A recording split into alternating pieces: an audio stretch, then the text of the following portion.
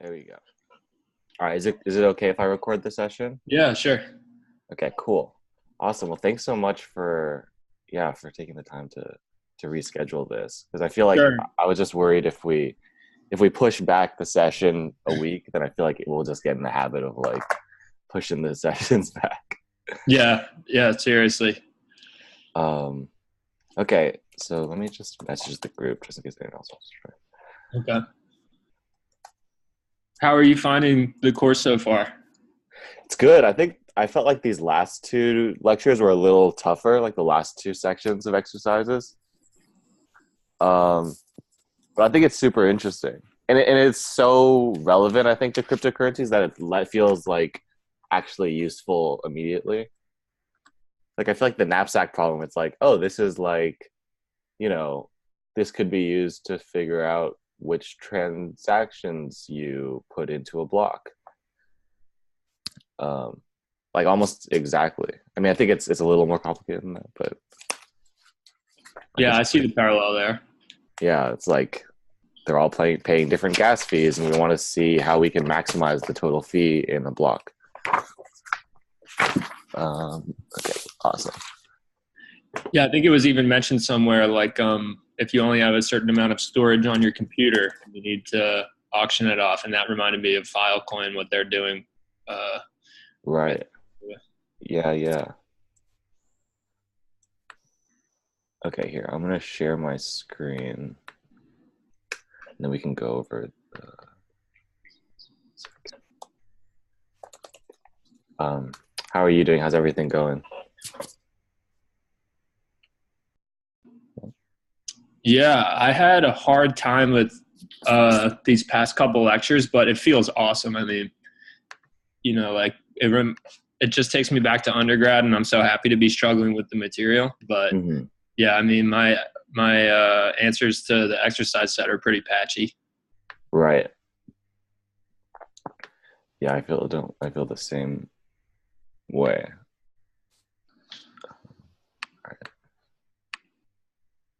Yeah, that's why I really wanted to go over these questions because I was a lot less confident about these questions than last session. Okay, so yeah, let's just why don't we just jump right in? Let me Cool. share my screen. Okay, so this is the way I think might work better now. So I'll just share my desktop. Actually, let me see. Okay, I'll share my desktop. Okay, cool. So, okay. So I guess we could just jump right in. So number 9 was use Myerson's lemma to prove that the Vickrey auction is the unique single item auction that is DSIC always awards the good to the highest bidder and charges losers 0. Right. So I said from A of Myerson's lemma. Hmm. So I said an allocation rule is implementable if and only if it is monotone. I said this is wait,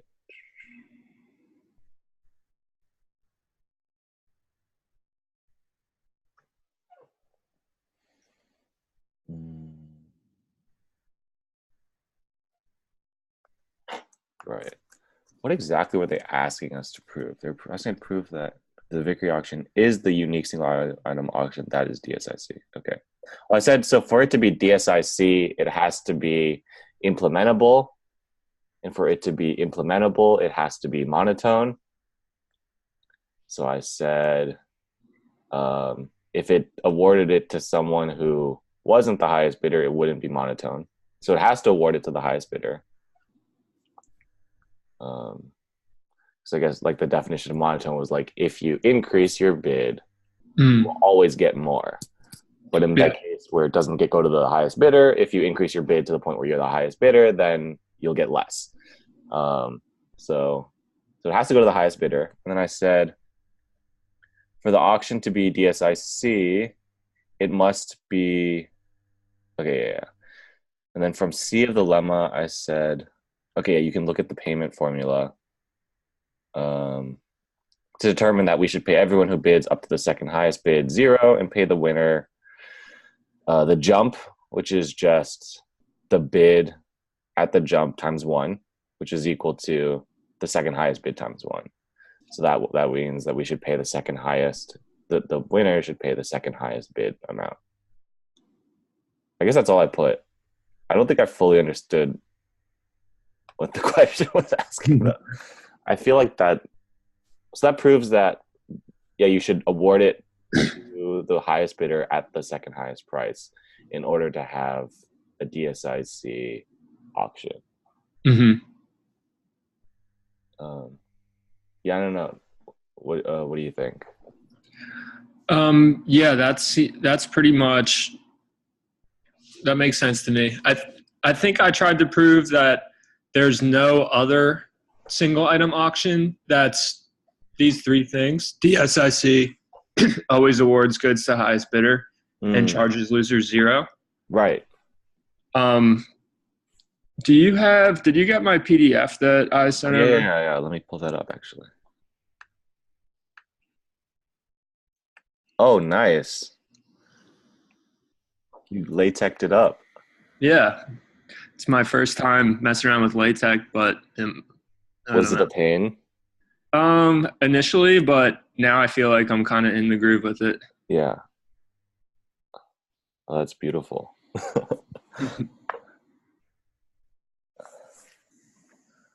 So let me take another look at this, see what the heck I was saying.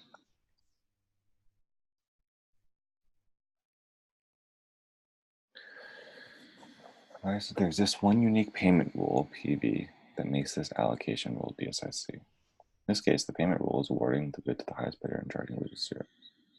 If there to be another single item that meets these requirements, there must exist some other implementable allocation rule X.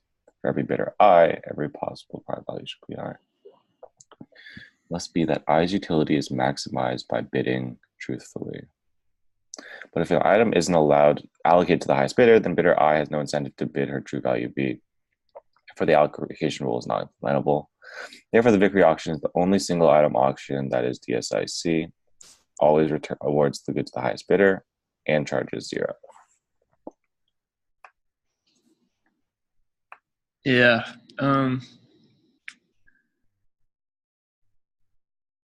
Yeah, I think that works. I think you proved the actual. I think I actually didn't prove the right thing. Right. The proof was that it was the unique one that has those characteristics. I think I just proved that. I think so. Characteristics. It's the victory option. I guess that works. Yeah. I mean, I think you still got to the same result. It's just a different approach or something. Yeah. Okay, yeah, I think this works. Cool. Great. All right, so number 10 was use the payment difference sandwich in the proof of Meyerson's lemma to prove that if an allocation rule is not monotone, then it is not implementable.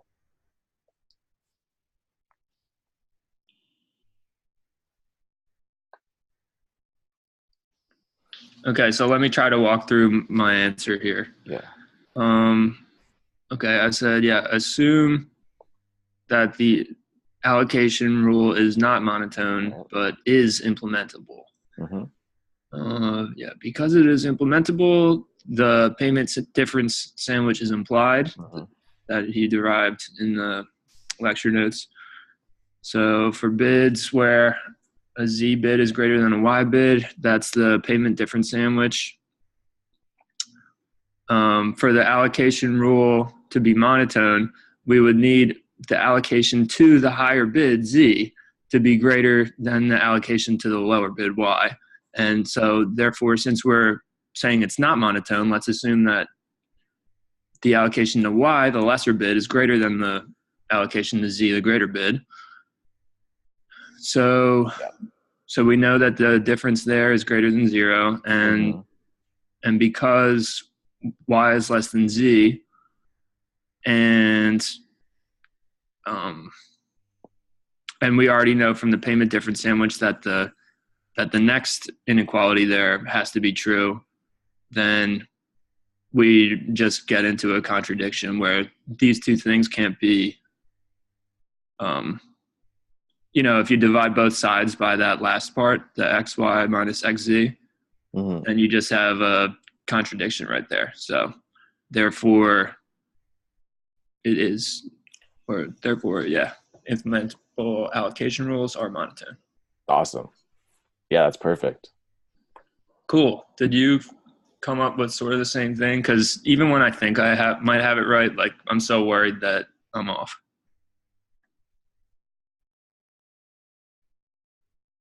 Yeah, I actually don't know if mine works.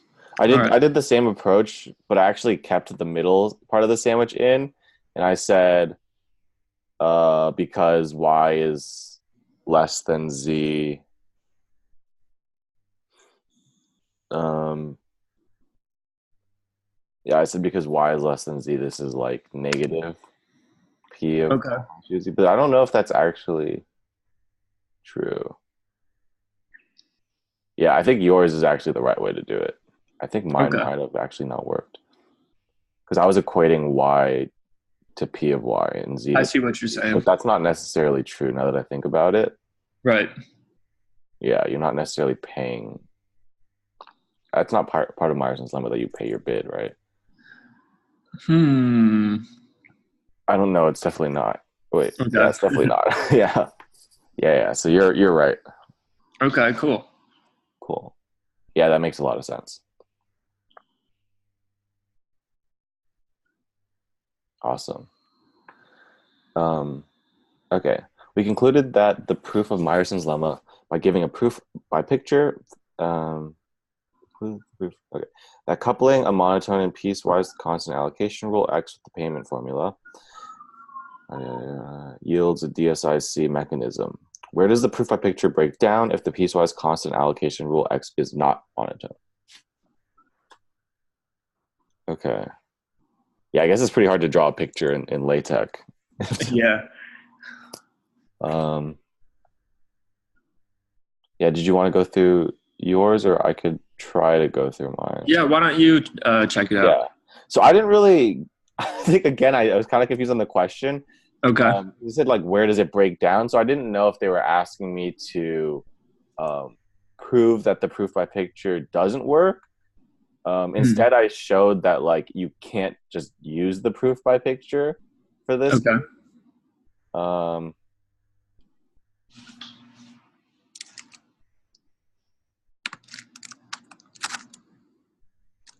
um, so I said when trying to draw um, P of V of a non-monotone function. So I said this is like the piecewise function. And like right here, it goes down. Nice. And then, so I said P of V. Um, yeah. So if you're calculating the payment, it should be, this bid times, this jump. So that's this square plus this bid times this jump. And then, but then the jump is negative. So when you're taking the sum, adding a negative number, then you have this bid times the same jump minus this bid times the same jump. So you're subtracting like this shaded area. So I said that would be like a negative shaded area, and the total shaded area of P of V would be negative, and there's no way to draw that, so you can't even use the proof by picture. Oh, okay. Um, yeah, that was my argument that it breaks down. Is just like you can't even draw it. Um,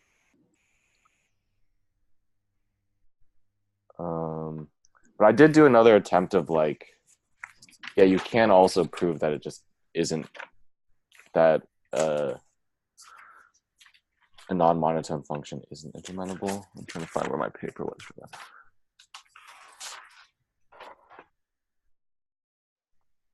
Yeah, I think even for that one, it's really hard to draw just because you're inevitably gonna have a negative. You're gonna have to subtract something when you're calculating the payment. So it's pretty hard to. I had trouble like how do you know what to draw? Hmm.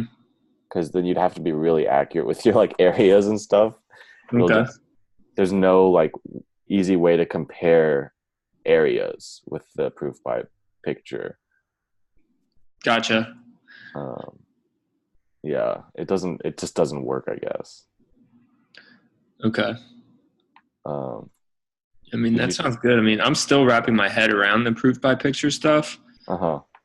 because it's unintuitive when we're showing like you know, when we're showing y. Yeah. So for example, in the bottom middle box, H. Yep. Yeah, like it's unintuitive to me. I understand that the pink area is supposed to be like negative utility, and Mhm.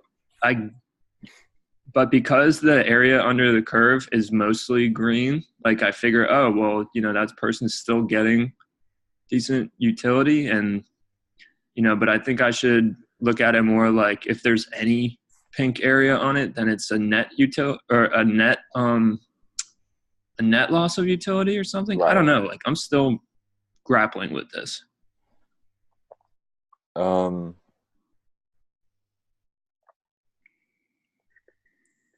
I think it's that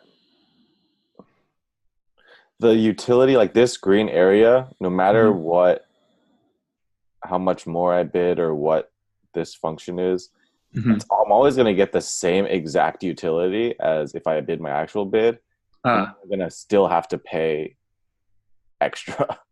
okay. That's Um, cool.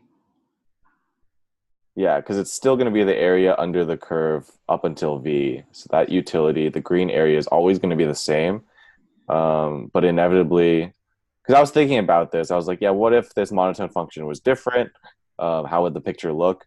So even if the monotone function looked like yeah, even if the monotone function was like I don't know, jagged up to here or something, there would still Mm-hmm. be a tiny box of like extra payment and lost utility. Yep. Um, yeah, but I guess we have to prove this later, right? With an algebraic proof. Actually, that's the next question, right? Isn't it? Yeah, yeah. Yeah. So I think I got this one. Okay, awesome. Because I know I didn't. Okay. Um, I think I did. I hope I did. Um,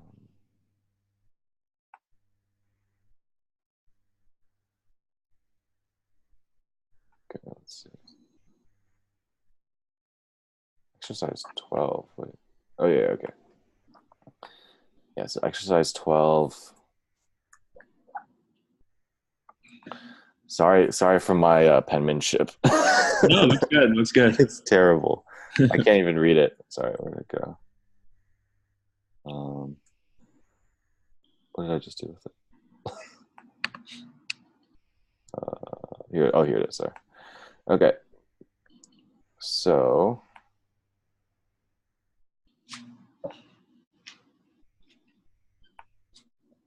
all right. So I said when the valuation is equal to the bid, the payment formula gives us. Okay, yeah, whatever the payment formula. And I said utility is v times x of v minus p of v. Okay, so I was Mhm. just restating the formula. Yep. Um, so I went through, yeah, I just went through a bunch of cases. So I said, okay, so let's say we bid more than our valuation. We Okay. bid more than our valuation, and we're still like we haven't made a jump.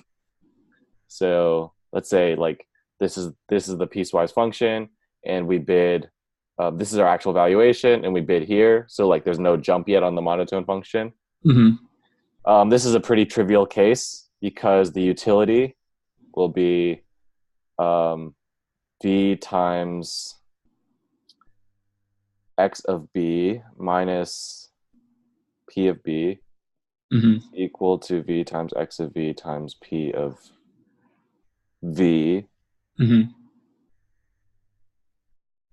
Um, wait, did I write this wrong?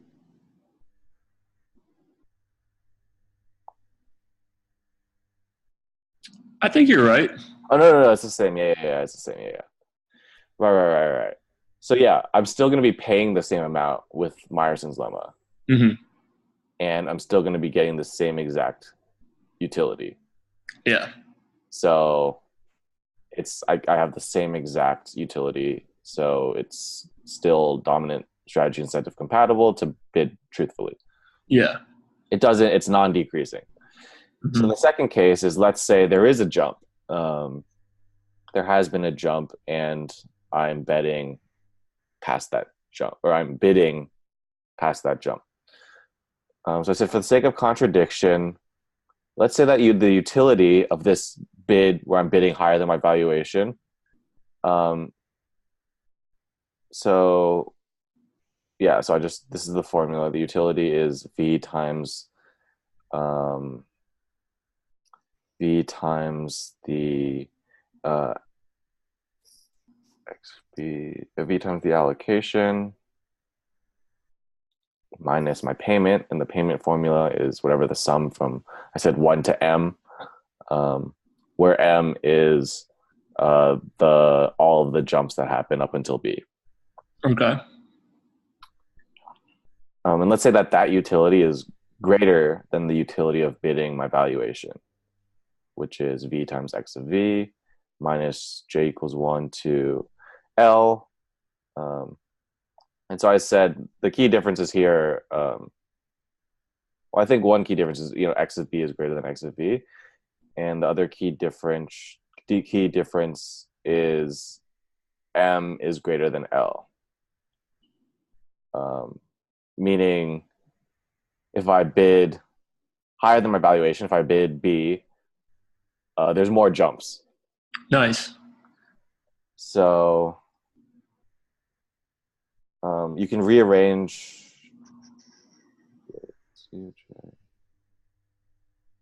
Yeah, so you can rearrange this formula. So I subtracted v times x of v from both sides. So I got v times x of b times minus x of v. So that makes sense. I subtracted this from both sides. That gave me Okay. this minus, and so I subtracted this sum from this sum. So because L is less than M, you can rewrite the sum then if you subtract this from this, because all the jumps are the same up until L. So I Hmm. said you can rewrite this as the sum from L plus 1 to M. Yep. Nice. Um, yeah, and then so the total jumps, L plus 1, sum of L plus 1 to M, the summation equals x of b minus x of v. So I said the total amount jumped between L plus 1 and M is the difference in allocation between x of b and x of v. So meaning, I just said, like, basically the total height in the proof by picture is going to be x of b minus x of v between L plus 1 and M, if that makes sense. I can Okay. pull up an example of that. So I basically said, yeah, like, let's say we're comparing these two options. Hmm. I just said so L plus 1 would be, from here. Wait, L plus 1. This is a jump. This would be L plus 1, and M is the same. So there'd be one jump. I said Yeah. that jump, that height, is a difference between x of b, which is here, and x of v, which is here. So even if there's multiple jumps, that height is still going to be, that difference. Right. Um, Nice. um, and we know that z of L plus 1 is greater than v. So that means we know that whatever this bid is at L plus 1, is greater than V, right? V was over here Mm-hmm. because I know that we didn't pay that jump, so V has to have happened before that jump. So I say this is Z of L plus 1 right here. So this, like right here. Um, so because we know Z of L plus 1 is greater than V, and yeah, since V is before jump of L plus 1, so the summation from L plus 1 to M of whatever Z of, this should be ZJ, that must be greater than or equal to, actually it must be greater than, greater than or equal to the sum, replacing Z of J to Z of L plus 1. Okay. Does that make sense? So I'm saying, Yeah, that does make sense. yeah. So that sum is going to be like, this square plus this square. So I'm saying like it must be greater than, that total sum must be greater than just like if we just took L plus 1 and then just drew the line up and then took that square. Mm-hmm. Right. Because Z of L plus 1 is going to be always going to be less than Z of L plus 2, L plus 3. Mm-hmm. So I have this inequality. And I know that because the total jumps in allocation is going to be the allocation of my high bid and the allocation of the valuation, which is X of B minus X of V, that this summation is equal to ZL plus 1 times XB minus XV. So it's basically like if you look at the proof by picture, it's like, like let's say this is my L plus 1, and then this is my XV, and this is my XB, then I'm just taking this square, this square that's like L plus 1, Z of L plus 1 times X of B minus X of V. So I'm basically taking that square. And I know that that square is greater than, that area is greater than V times X of B minus X of V, because Z L plus 1 is greater than V. So thus, then this thing is like this part of the is greater than this part, and it's not greater than 0. Oh wait, this part is greater than this part, and it's less than 0. But we said it was greater than 0. Gotcha. So we proved like that the inequality above has to be false. Awesome. Yeah, I feel like I definitely could have wrote that in a clearer way. I don't know. It looks pretty good to me. Does that make sense? Yeah. I mean, I have to spend some time with it anyway, but Yeah. it looks like it's making sense. Yeah. And then I Nice. think for the case where B is less than V, it's basically the same thing. Gotcha. I said, obviously, case 1, same trivial proof. You're going to get the same utility if you're still on the same, you haven't made a jump by increasing your bid. And if your bid is less than the valuation, you just you basically get the same exact inequality. Mm-hmm. It's just, you just basically copy and paste this and switch V and B. You just switch the order of everything. You say like V is greater than Z plus 1. You swap all these inequalities, and then you get the other, you just basically get the inverse. Awesome. Yeah. Yeah, that one was like kind of a pain in the ass. Okay. So the next question was 13. Consider the following extension. Okay, so every bidder has a quality that's public. What's the surplus maximizing allocation rule? Argue that it's monotone and give an explicit formula for the per click payment of each bidder that extends this allocation rule to a DSIC mechanism. Okay. Do you want me to pull up your answer for this one? Sure. Yeah. I think I have this Okay. mostly. To maximize the social surplus, we must maximize. Yep. Assume x of b is not monotone. Um, actually, we might be one up Oh, in 13.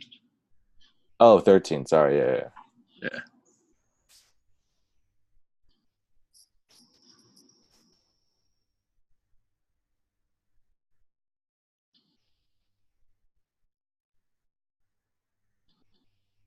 Yes. Okay. Yeah.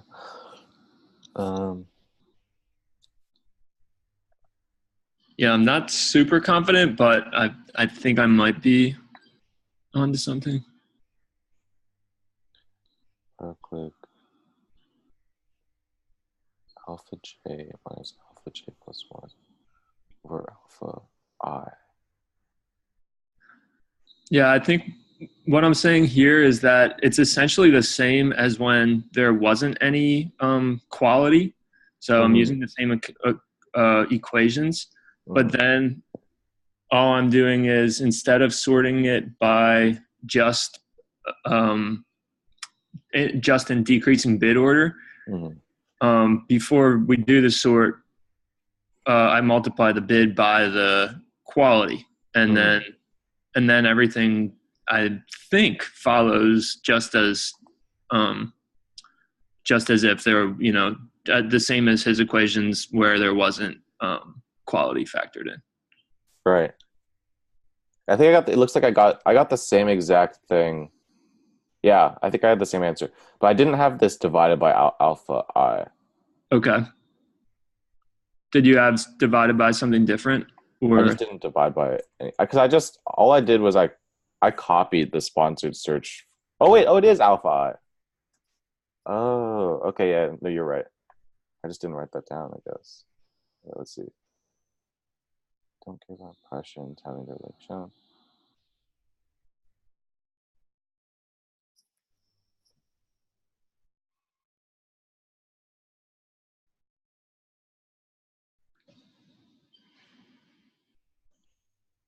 Let's see.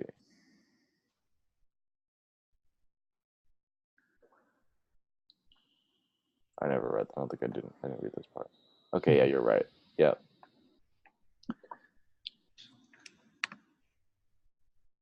I should really read that part. and Yeah. what I didn't do is describe the surplus maximizing allocation rule in this search setting and argue that the rule is monotone. Okay. But what you gonna do? I just said it was surplus maximizing. I don't think I argued it. I crossed out a lot of stuff.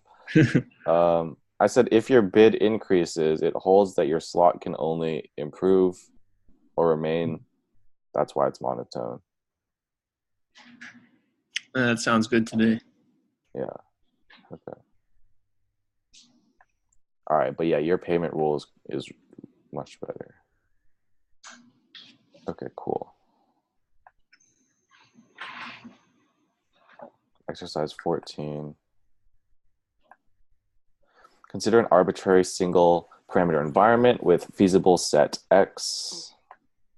Surplus maximizing allocation rule. Prove that this allocation rule is monotone.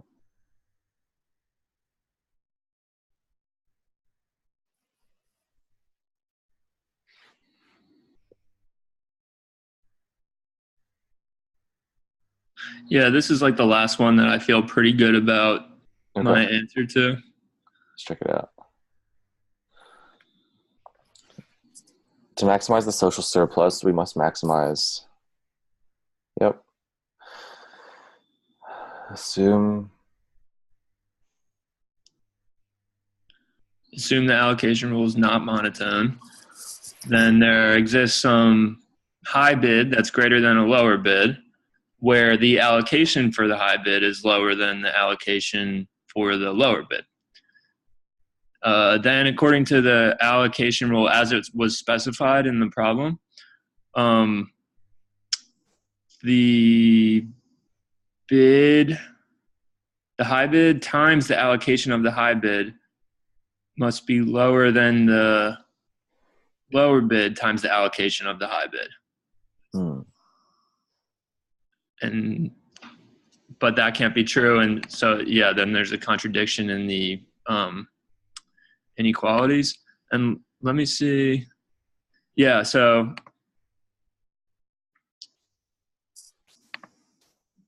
the way that the allocation rule, I'm not sure if that sentence, then according to the allocation rule, XB, high bid times allocation of high bid is lower than low bid times allocation of the high bid. I'm not sure if that's obvious,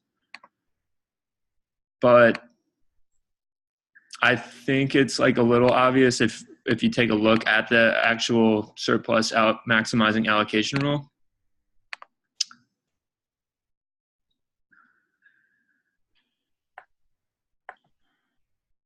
Because it's saying like,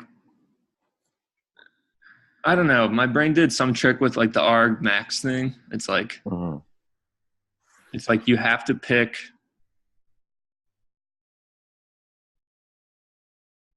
the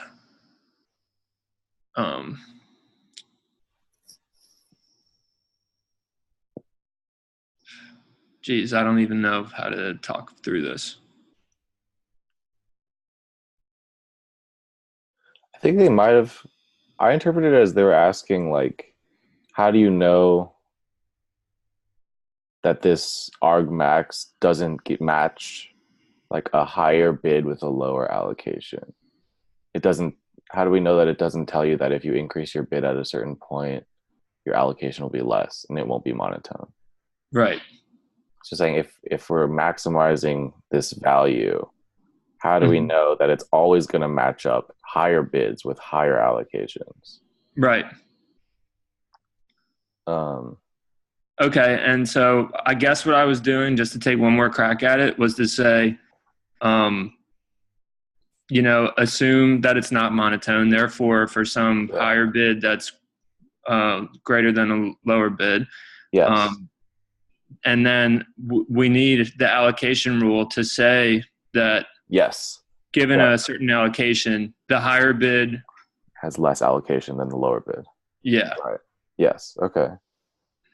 According to the allocation rule. Okay. Yeah. BH times.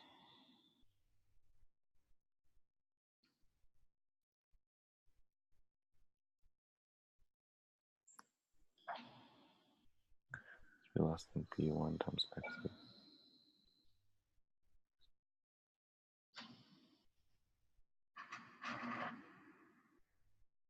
Is this supposed to be B1? Oh wait. Oh wait. What is? Well, it's saying So according to the BH times.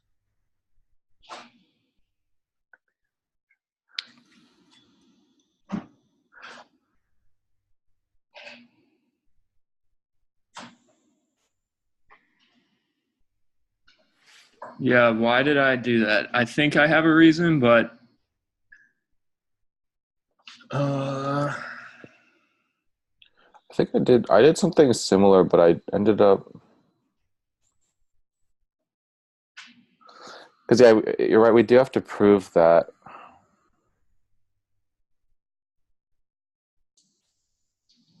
Wait, maybe could I share mine? I think. yeah, sure. Let me pull this up. So I actually didn't even write it down. I just said it's actually the same proof as an earlier one. Okay. I thought. I just need to pull it up though. Let's see what we got here.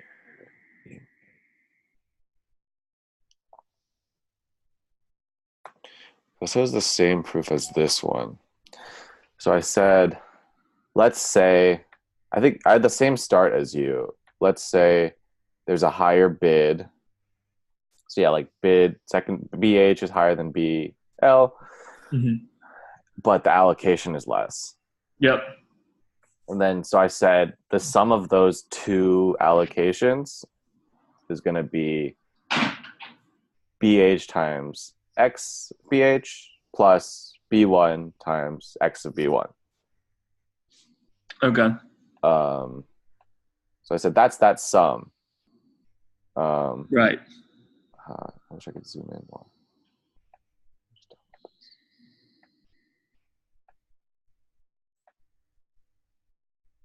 Okay. So I said, let's assume for the sake of contradiction that there exists a solution that maximizes surplus. Um, but yeah, I guess this is different. But I said has bidder. So I guess in your case, has bidder H with a lower allocation. So this is basically like bidder H has a lower allocation. So basically, let's say replace n with x of h and then I with x of I. This means by the pigeonhole principle, there must be a bidder j with a higher bid that's has basically a worse allocation. Okay. And so I actually just found this online that here, if you take, there's some proof online that if you have the sum, if you have two pairs of numbers, and you're trying to match them up so that you have like one of these times one of these plus one of these times one of these. There's a proof that you need to multiply the bigger ones together and then add the smaller ones multiplied together, and that gives you the highest sum. Okay. Yeah, so if you have like 5 and 3 over here and like 4 and 2 over here, you should multiply 5 times 4 and then add it to 2 times 3 to maximize the sum. So I just used that proof and said you can actually switch those two assignments, and you'll get a higher surplus.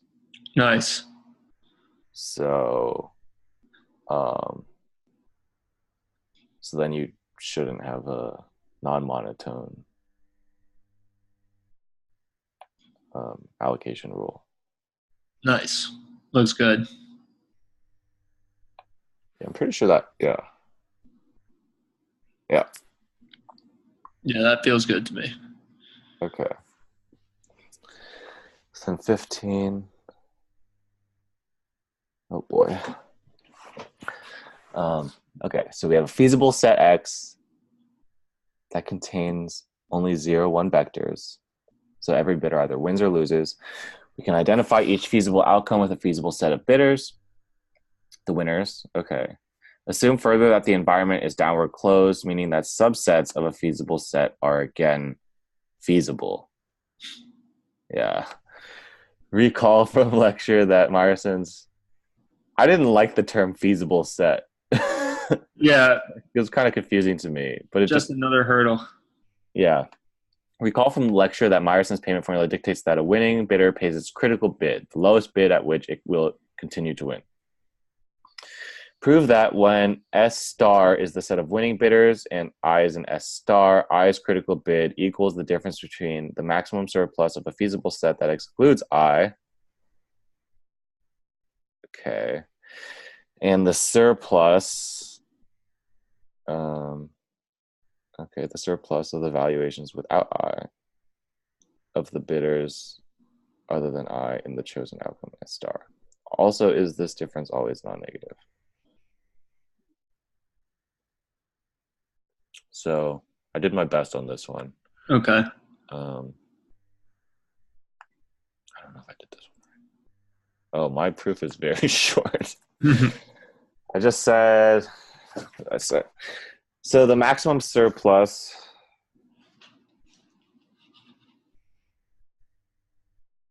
this is terrible. I like this. So maximum surplus is equal to the surplus of all winning bidders. Oh yeah, okay. So I said, if you're to take the set, yeah. So I said, let's say you take the set of all bidders without I, find the maximum surplus. You'll get the surplus of all of the winning bidders without I. So let's say there are 10 winning bidders, including I.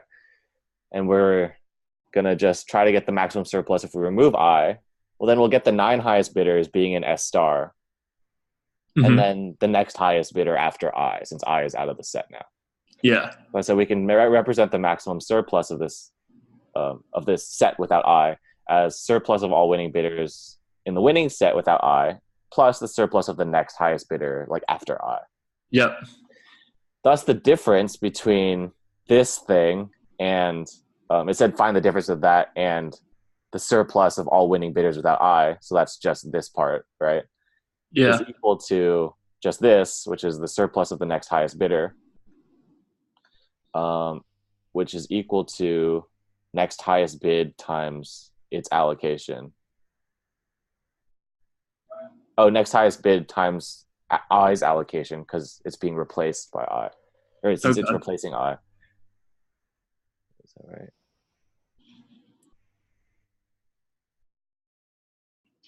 Equal to the critical bid of I times allocation for I, which is, this is the accurate formula for I.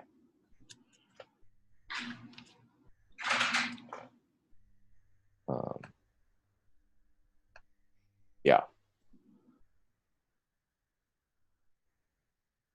Looks good. Yeah. I wasn't sure if the difference is always non-negative though. I think, yeah, I said yes, the difference is always non-negative as long as the surplus of the next highest bidder is greater than 0, Yeah. which it always will be because the bid will always be greater than 0. Yeah. Well, tell me this. If an allocation rule or payment rule is surplus maximizing, Mm-hmm. then is it monotone? Because I think if it's monotone, then the difference is always non-negative. Yes, yeah, that's true. So yeah, if it's non-monotone, can you? Does surplus maximizing imply monotonicity or whatever? Monotony. Monotony. Yeah, I don't know. Let me look at Myerson's model.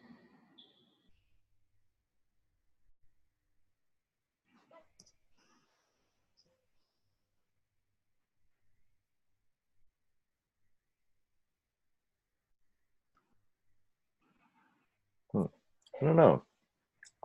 Well, part of DSIC is that it's surplus maximizing, right? Is that true? Because I know we're always presented the three things together for the so-called awesome auctions, Right. which is that it's DSIC and surplus Oh, maximizing. right. So they don't actually imply each other.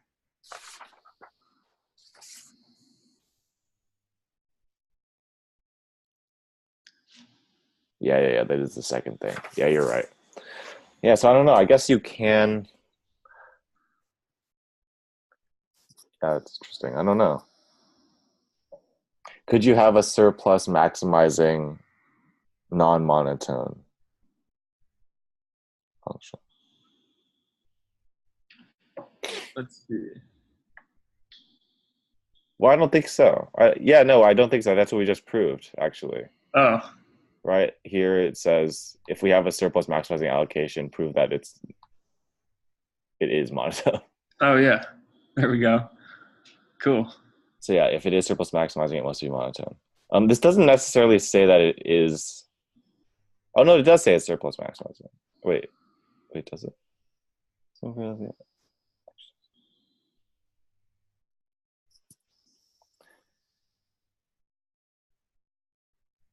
Yeah, if we're using Myerson's payment formula, Mm-hmm. then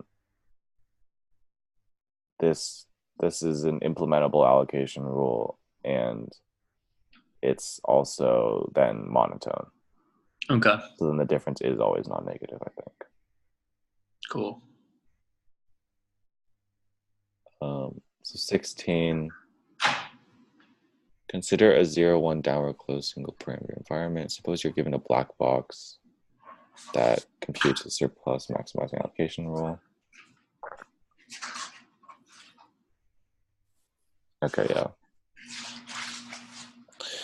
So I said, yeah, we could look at. Do you want to look at go through any of yours or No, mine's okay. like just pretty much blank. Okay, cool. All right, I'll do 16 was. So I said first run this black box on the whole set. So the black box finds you, what does it say? The surplus maximizing allocation rule. So basically tells you who to put where. Okay. Wait, I think.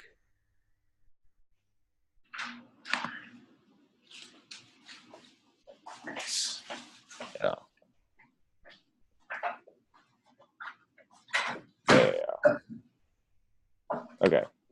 So I run it on X and I find out, okay, these are like, this is the winning set S star. But I don't know how much to pay them.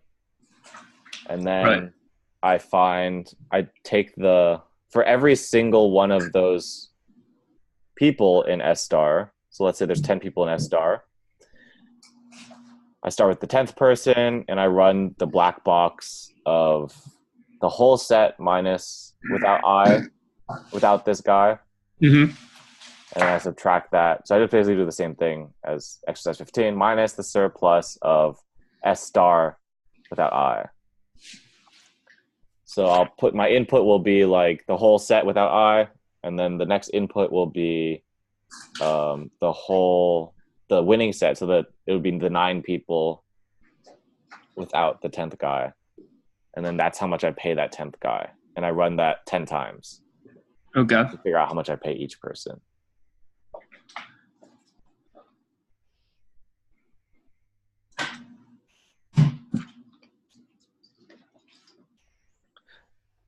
It's basically copying exercise 15. Since exercise 15 is saying, for some winning bidder I, how do you find out how much they pay?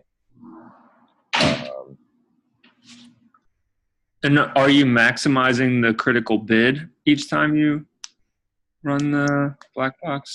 Or no, this is different. Well, I'm finding the critical bid, yeah. Okay.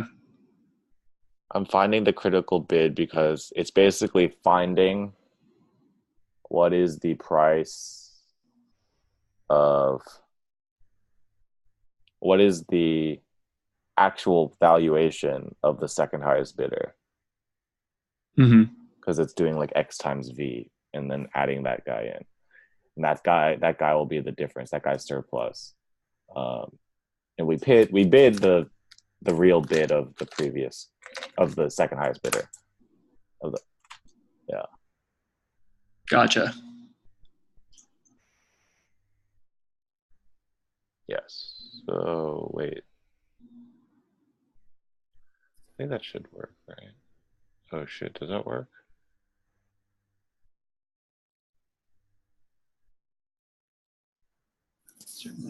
Oh shit, I actually don't think I'm right.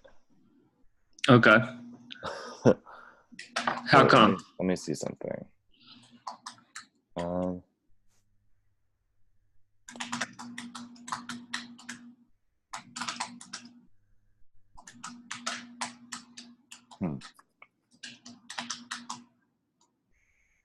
Oh no, I guess it works. Yeah. Okay, no, it works. Never mind. Sorry. Okay, cool. I was getting lost in my head. Okay. 17. Don't hand anything in. Okay, we can skip that one. Yeah, that was awesome. Although I actually didn't re-review Knapsack. I like vaguely remember the formula from dynamic programming, but I actually. Yeah, I didn't review it either, but and I really should, because I never even took an algorithms course, so I'm still catching up on that stuff. Mm-hmm. Oh well.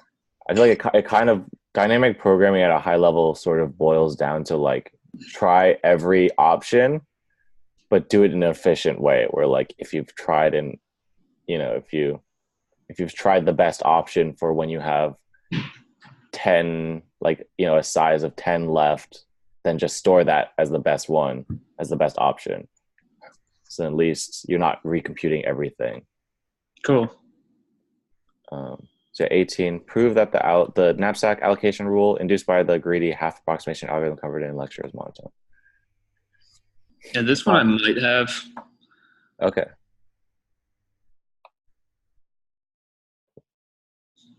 Looks like you might have it more concisely, though.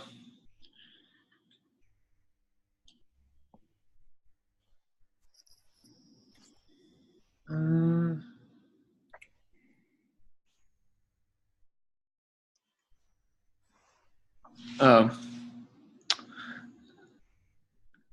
What the heck? I think you should skip the sentence that says case where blah, blah, blah. Okay. Oh, yeah, no. Wait, Yeah, I didn't. Yeah, my bad. So I wanted to prove this for both cases. In other words, the case where, because this allocation rule depends on whether like it follows the algorithm, but then it says, oh, but if you have the highest bidder that does better for the surplus, then just use the highest bidder.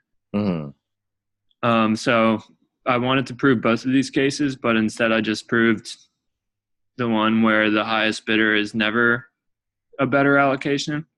And I just said, okay, assume that the allocation rule is not monotonous. Then for some, I don't know what you want to call this, but for some, like, I don't know. I think they call it like bang per buck, basically. Oh, yeah, okay. Yeah, so then for some bang for buck, it's got to hold true that the allocation for that bid from the bang for buck is less than the allocation for the bid with the worst bang for buck.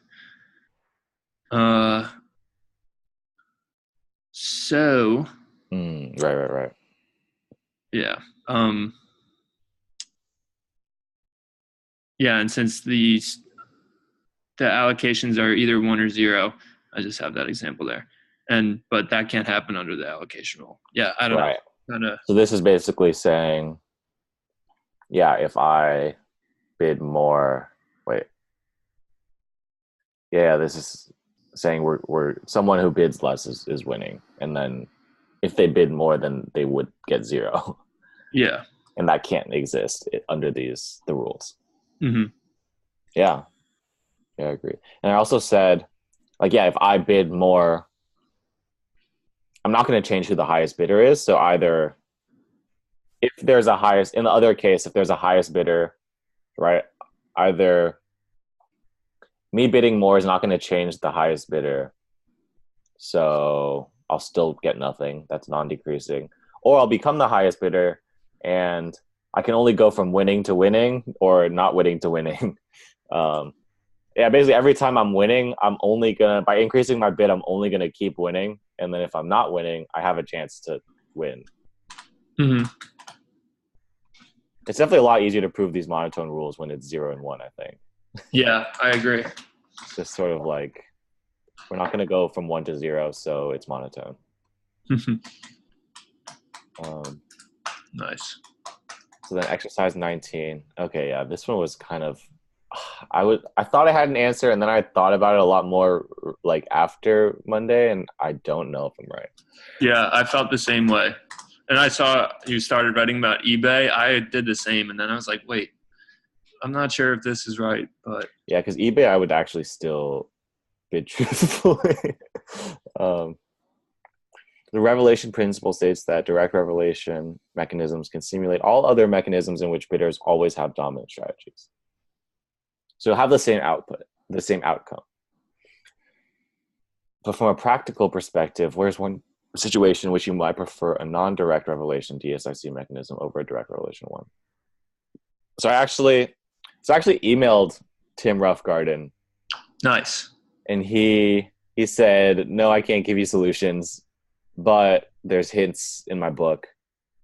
Oh, So I do have the book, and he did provide a hint for this one. oh, And cool. his hint was like, check out Sotheby's.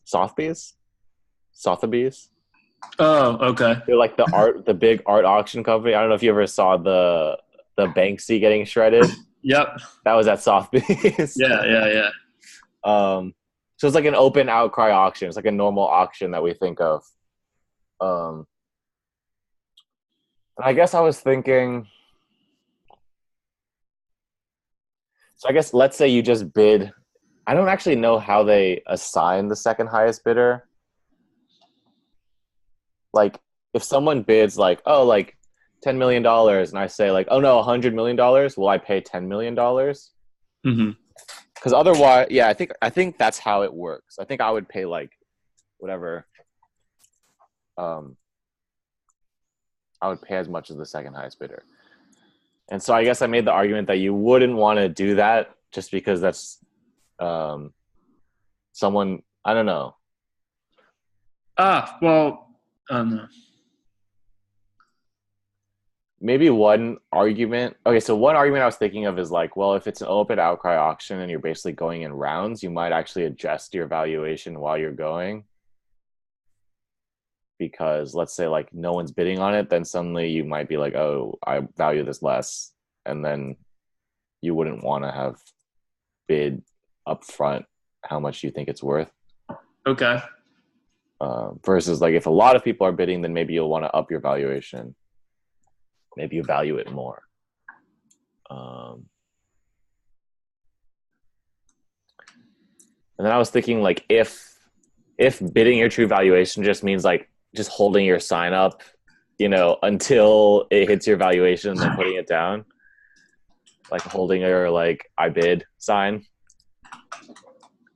I said that is probably not people's dominant strategy because I don't know, maybe they would want to signal that they're not as interested as they are. I'm not really sure. Yeah.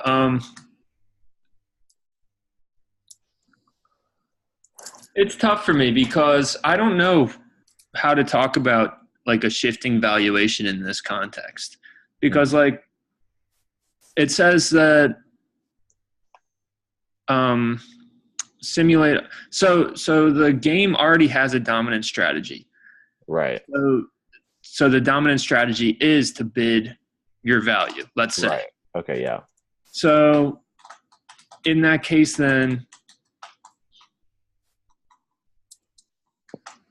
like I'm not sure if shifting values applies here, but I guess it does. Like maybe Yeah, I guess if my value is shifting, then it wouldn't be dominant actually to directly reveal. So then maybe that's actually a non-starter, maybe. or This is maybe your assuming. Oh wait, what? maybe your dominant strategy is to bid. I don't know. I was thinking like the seller could intercept or censor certain bids in a direct revelation mechanism. But I don't know if that holds up. Mm-hmm. Or like maybe a voter or bidder could have her reputation tarnished given her vote or bid. Maybe, yeah. But that seems kind of out of the way too. Yeah, something that I just thought of is so let's say, so I guess direct revelation means I'm directly telling this mechanism this is what my highest bid is. And I think people do that at Sotheby's is like they'll call in, they'll be like, hey, this is my highest bid. Mm-hmm. This is my valuation, like only bid up to this. Yeah. And maybe a reason why you wouldn't want to do that is like, let's say they're selling some painting and it's actually not worth that much, but I was like, yo, I'll pay up to like $100 million. And you're revealing it to the mechanism or the person who's running this mechanism. Maybe in the case where maybe you don't trust that person,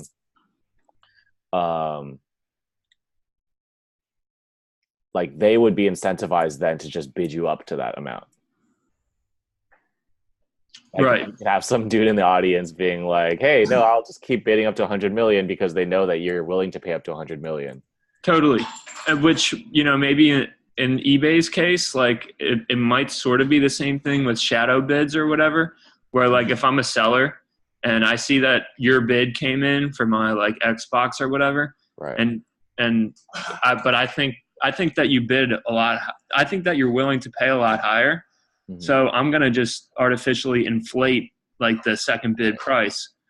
But still then in that case, I'm not sure if it's DSIC in the first place because like, doesn't the person calling into Sotheby's kind of appreciate the fact that right, that is their dominant strategy? Yeah. You're right. Damn it. Yeah, why wouldn't I want to reveal my bid initially? I mean, I feel like it's got to be some like behavioral economics thing. Like, I just don't know what it means to do a direct revelation at an open outcry auction. Like, does that mean I'm just raising up my hand saying like, taking the bid from like $10 to like $1,000 to be like, oh, I'll bid 1,000, and then would I pay 1,000? I don't think I would pay 1,000 in that case, because then that wouldn't be my dominant strategy to do that. Right. So I would probably pay 10 in that case. I don't know. I think like in the case of an open outcry auction, the dominant strategy is just keep bidding until you reach your valuation. Keep like upping the bid by whatever, $10, whatever increment. Yeah. And then I'll only ever pay as much as the second highest bidder. Mm-hmm. Maybe the reason why you wouldn't want to do that, like maybe there is an incentive to wait, to not keep bidding. That doesn't sound DSIC to me either, because it's like the whole point of DSIC is supposed to be that regardless of what other people are doing, mm-hmm. you have like you bid the value, or maybe it is DSIC, which you're kind of describing, which is like, look, regardless of what other people are doing, I'm always going to bid the lowest that I possibly can mm-hmm. until I hit my value. Yeah, so like that seems like the dominant strategy. I guess the question is why, in what case would you not want to do that?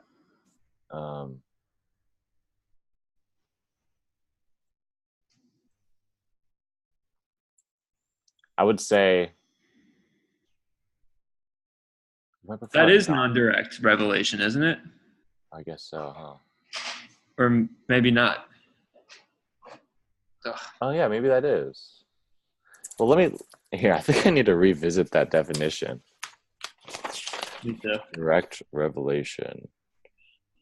Direct revelation is when the participant truthfully reports all of its private information to the mechanism.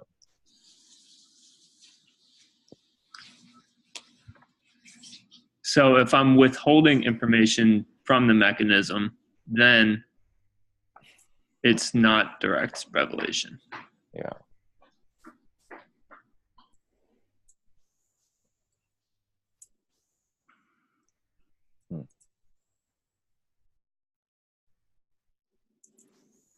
So my private information is my value. Mm-hmm. My private valuation.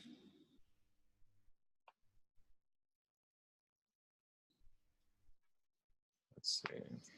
So if I'm withholding my private valuation from the mechanism, then that's non-direct revelation or whatever. Right. I can withhold my information from the mechanism and still have a dominant strategy. Mm-hmm. Yeah, you could.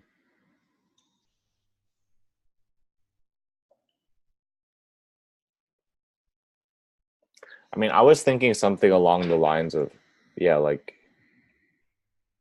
well, I think I already said this. Like, yeah, I would, if I keep bidding, or let's say I like called on the phone. I was like, hey, bid for me up to like 100 million. if they keep saying, I don't exactly know how these auction houses work, but if they keep saying like, oh, someone outbid you, oh, someone outbid you, you might like cause some psychological competition or something among these people if like someone keeps outbidding. There's like some guy who's just like constantly outbidding, versus if I think, hey, I am gonna keep bidding up until my valuation. I'm gonna do the same thing, but I'm not gonna like tell the mechanism for some reason. I'm gonna only bid if it's like the last call. They're like 3, 2, 1, and then I'll bid. Because maybe that will give the impression that I'm not actually I don't have as high of a valuation as I actually do or something. Mm-hmm. I don't know. They said, for example, what do auction houses such as Christie's and Sotheby's use?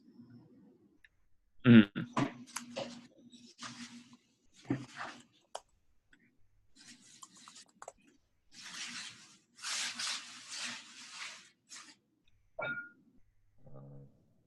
Well, I did find Sotheby's is called an English auction.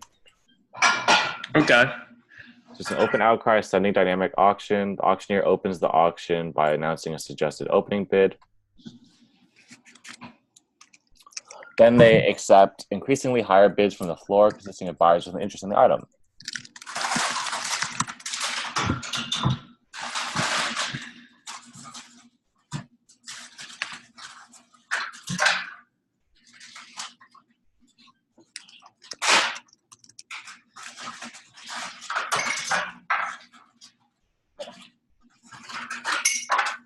Hmm.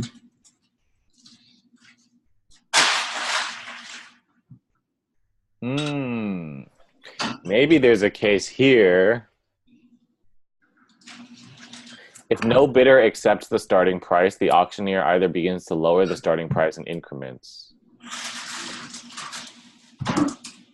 Bidders are allowed to bid prices lower than the starting price.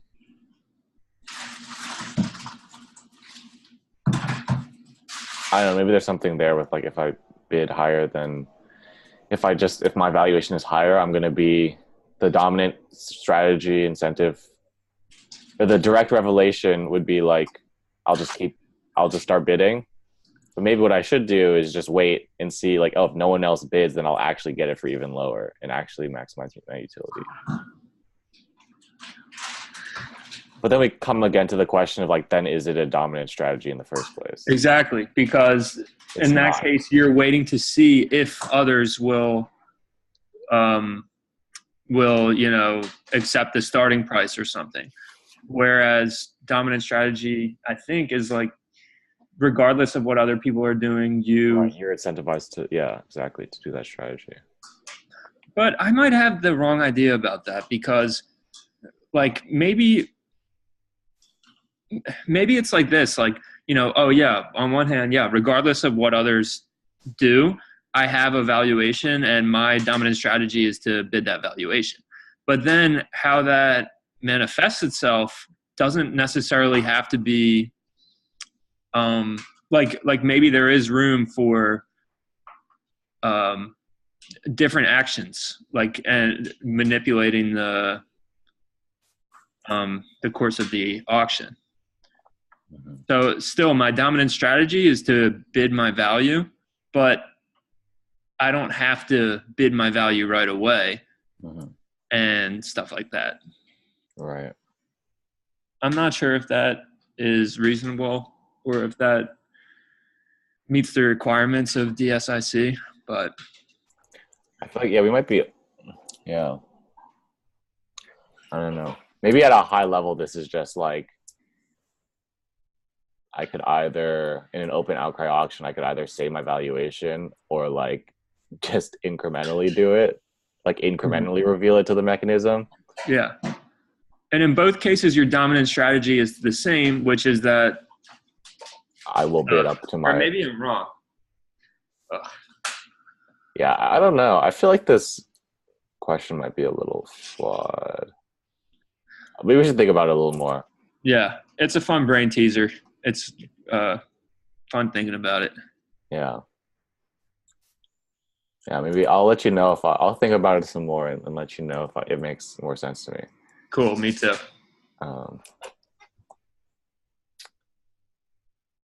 But yeah, it just does.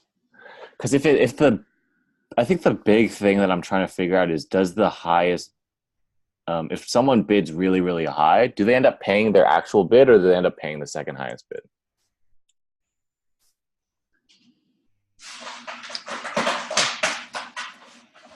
Like if I shout out 100 million, are they So gonna? your dominant strategy is to shout out 1 million because Well, that's your value.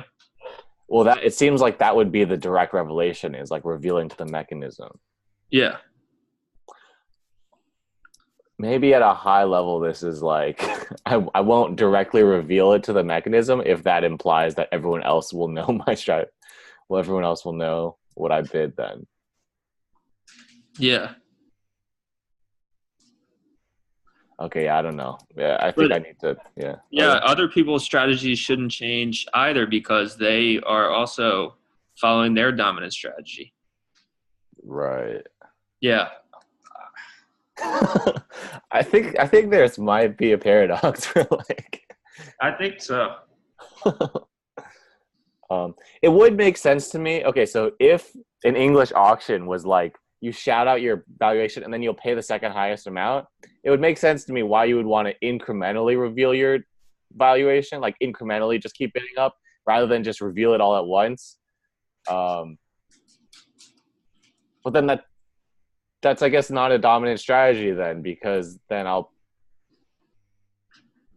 Well, is it? I don't know. All right. I was thinking from a seller point of view, like maybe you maybe a buyer might prefer a non-direct revelation mechanism because wait. Maybe a seller would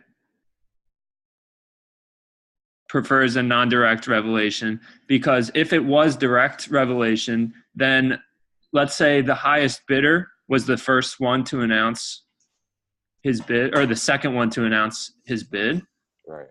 Then why there's no incentive for anyone else to even volunteer their bids because they already know that they're not overbidding him.